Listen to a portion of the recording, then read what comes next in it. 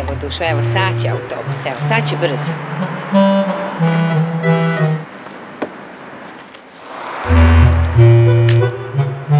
A mama, kad će autobus?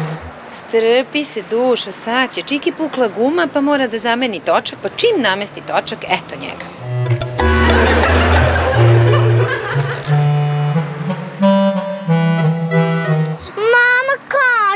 Mama, kad će autobus? Sad će, sine, sad će, on brzo. Zapričao se Čika, neka ga teta pitala nešto za neki put, pa onda joj objasni gde je i čim joj objasni, evo, sad će da stigne.